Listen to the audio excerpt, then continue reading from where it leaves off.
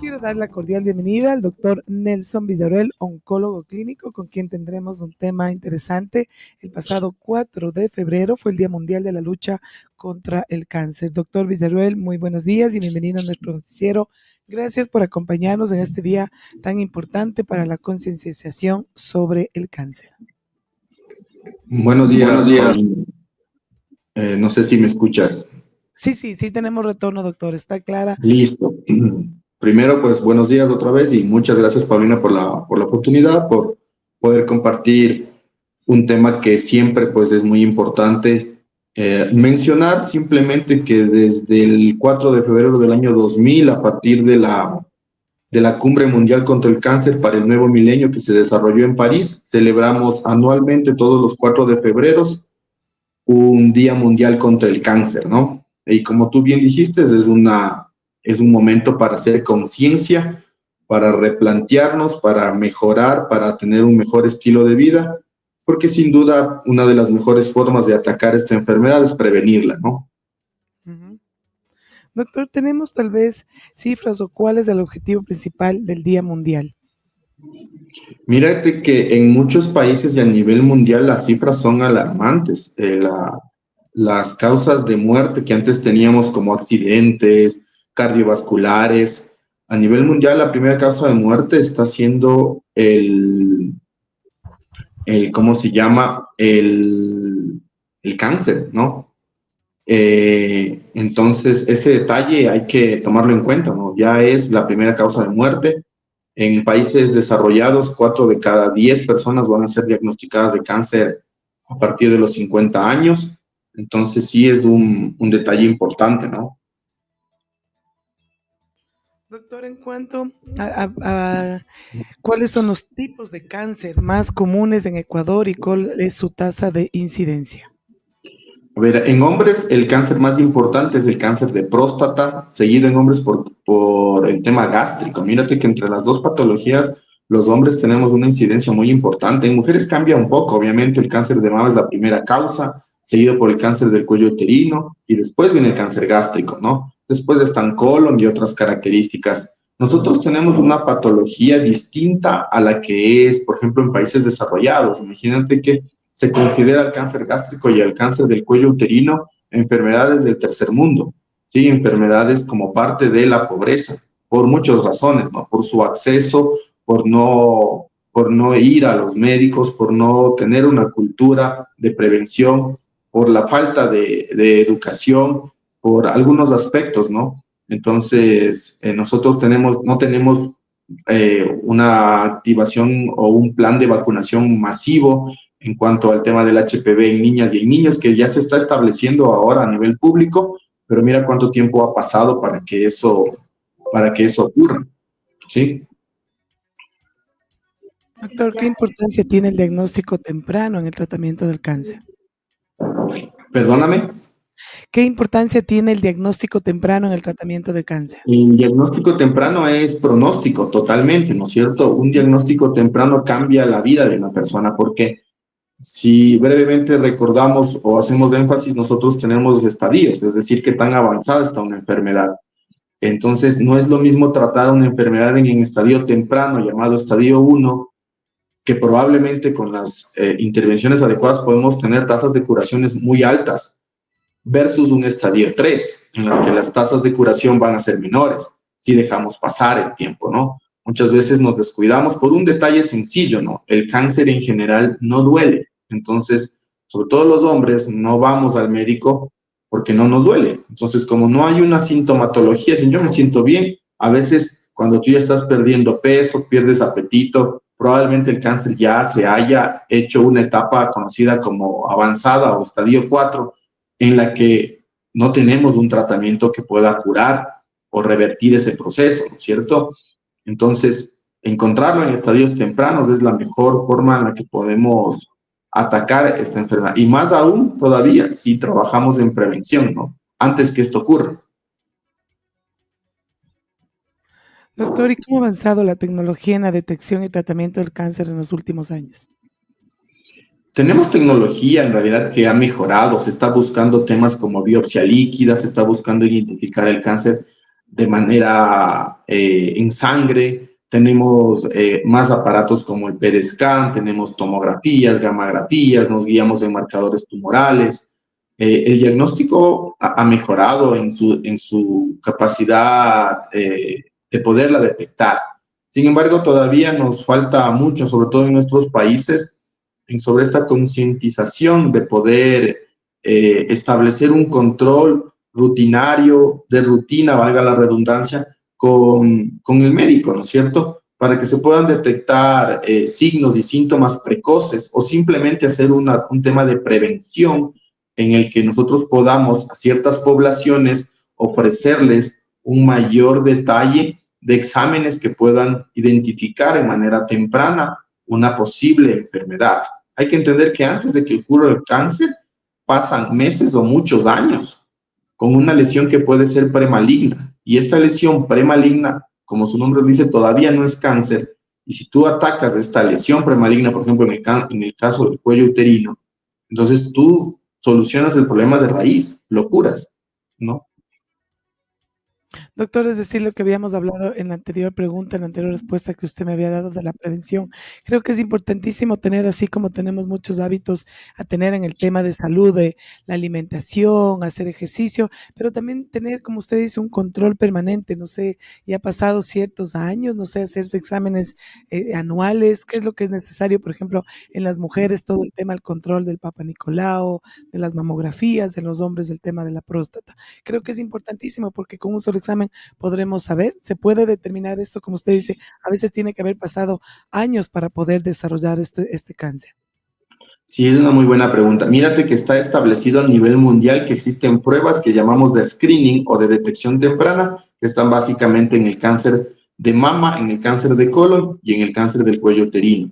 La herramienta del cáncer de mama viene a ser la mamografía, se dice, y el eco mamario, que a veces es complementario, pero su incidencia, su mejor beneficio es a partir de los 50 años. Se puede hacer mamografía antes de los 50 años, pero la validez que tiene esta herramienta para usarla, para detectar inicios o cáncer de manera temprana es a partir de los 50.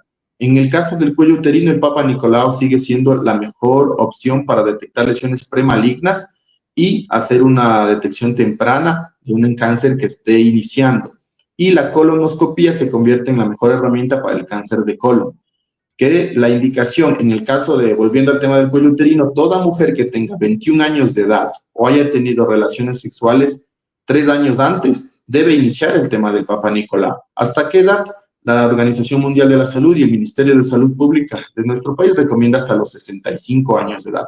En caso en el tema del cáncer de mama, puede hacerlo hasta los 75 años de edad. No quiere decir que después de esa edad no exista posibilidad de tener cáncer, las posibilidades son menores, pero la evidencia dice que la herramienta nos sirve hasta esa edad, es decir, desde los 50 a los 75 años de edad.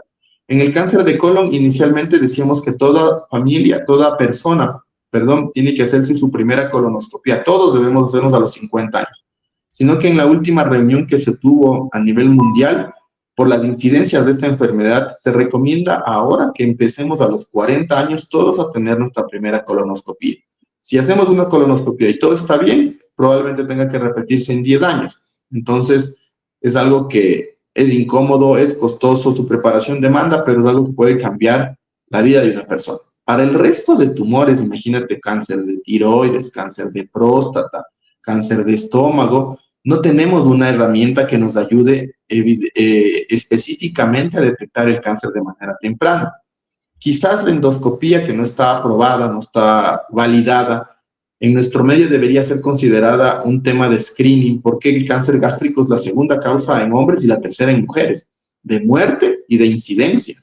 Entonces, sí deberíamos analizar este detalle, pero asimismo su costo y su accesibilidad lo hacen un tema un poco complicado.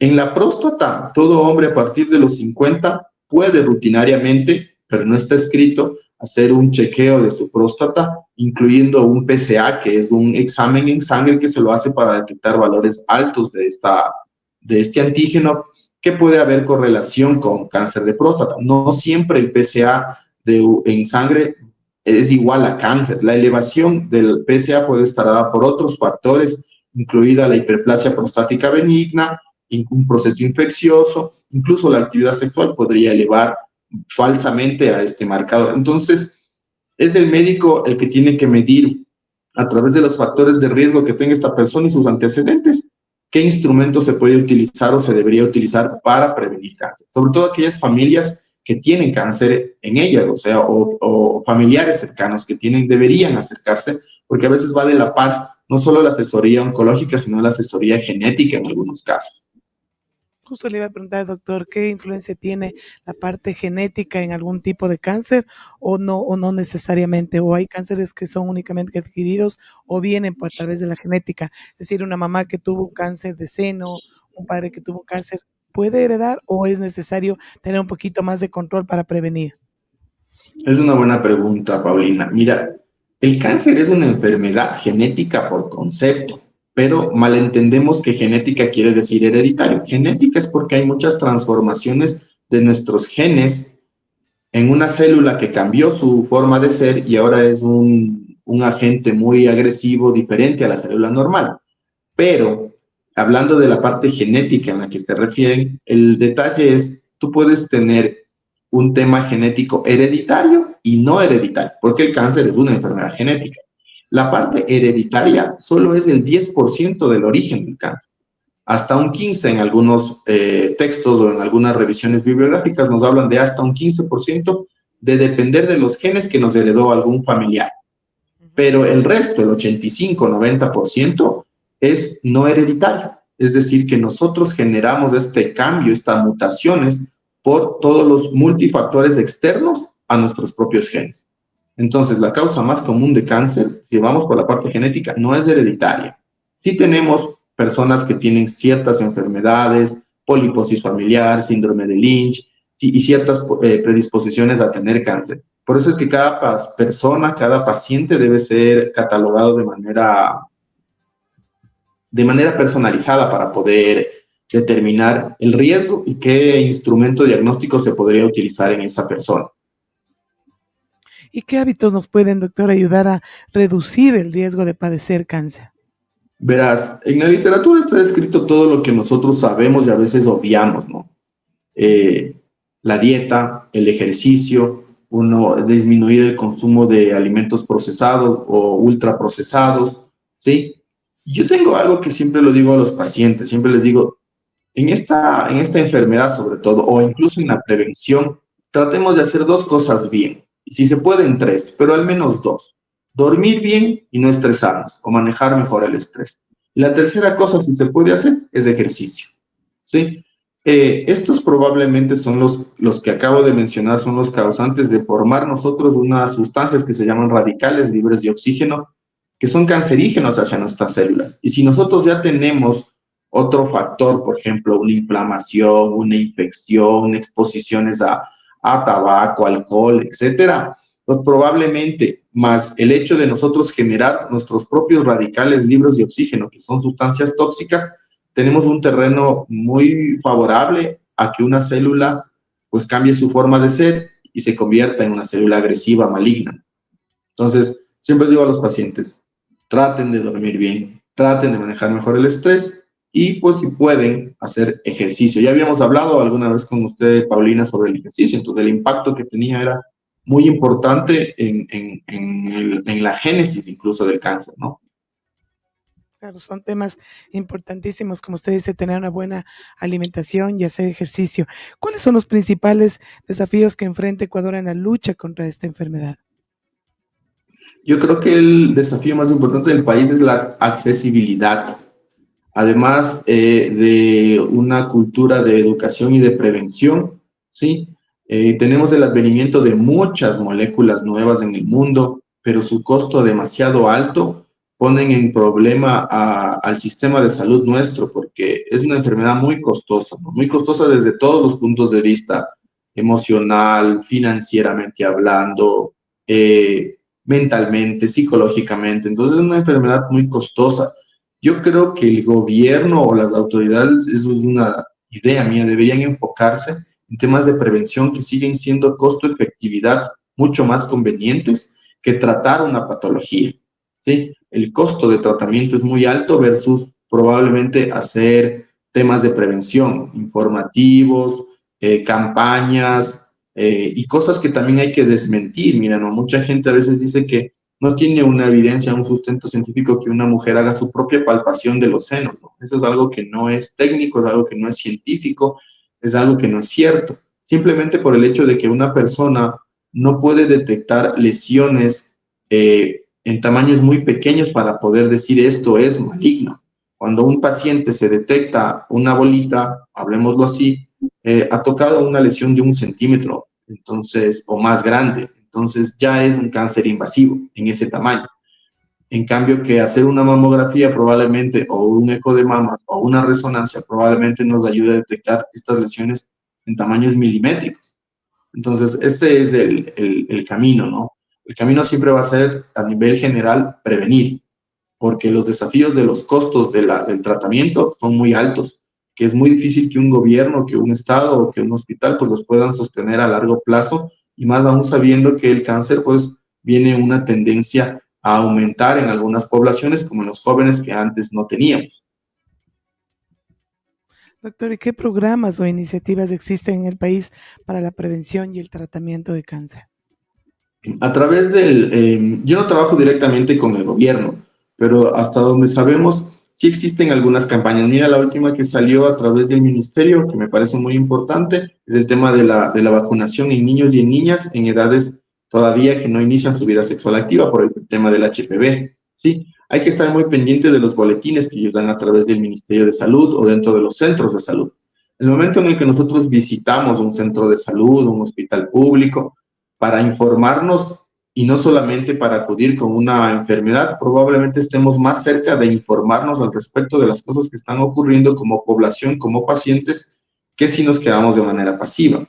El gobierno sí ha establecido algunos planes de búsqueda, de prevención. Sin embargo, pues todos somos partícipes de esto, entonces tenemos que, la población tiene que unirse, tiene que ser parte activa de la prevención, ¿no? No esperar que lleguen a mi casa para vacunarme o porque yo lo vi en la televisión. Entonces creo que es un parte y parte, ¿no? Es Es importante que seamos parte todos de buscar esta prevención. Doctor, y en cuanto a la parte privada, usted decía no había, pero en cuanto a los centros como por ejemplo NARED, es un centro ambulatorio que ayuda en estos casos de cáncer. Los tratamientos, ¿cuál es la diferenciación que se tiene con otros centros en cuanto, por ejemplo, el acompañamiento de la familia de un paciente ya oncológico? O sea, eso es lo que yo hablo, lo que dice mucha gente, la humanización de la medicina, porque parece que se nos está haciendo todo lo contrario, parece que estamos deshumanizándonos, ¿no? Entonces, estos tratamientos masivos de sentar a un paciente al lado del otro y en una sala 15, 20 personas con diferentes características, personalidades, uno con dolor, otro con náuseas, etcétera, y sin sus familiares, hace que los centros como Nared, donde nosotros estamos, pues nos permitan dar al paciente y a su familia un entorno personalizado, un entorno agradable, un entorno familiar, un entorno de apoyo, de respeto y amor hacia esta enfermedad y hacia su familia, ¿no? Entonces, además de que de manera particular, por temas de cuadro básico de medicamentos que decimos comúnmente, tenemos más disponibilidad de medicamentos que no están dentro de este cuadro, que son los que los pacientes van a tener cubiertos solo y exclusivamente en la parte pública. En cambio, que en la parte privada tienes la ventaja de tener una gama alta de esta cantidad de opciones para poder ofrecer a los pacientes, ¿no es cierto? Entonces, la humanización es lo que al menos en Nared buscamos, ¿no? Buscamos que la experiencia, ya por el hecho del diagnóstico nada agradable, sí se convierta en una experiencia un poco más llevadera, un apoyo, que sientan que estamos con el paciente, tanto el médico como todo el equipo. Entonces, tener la posibilidad de atenderlos de esa manera sí nos permite a nosotros tener incluso mejores resultados, ¿sí? Entonces, en cambio, que de manera pública es lo que le conté, a veces no hay esta personalización de los pacientes y tenemos una limitancia en ciertos medicamentos. En cambio que en la parte privada no, tenemos una mayor apertura para utilizar todo lo que se hace a nivel mundial en general.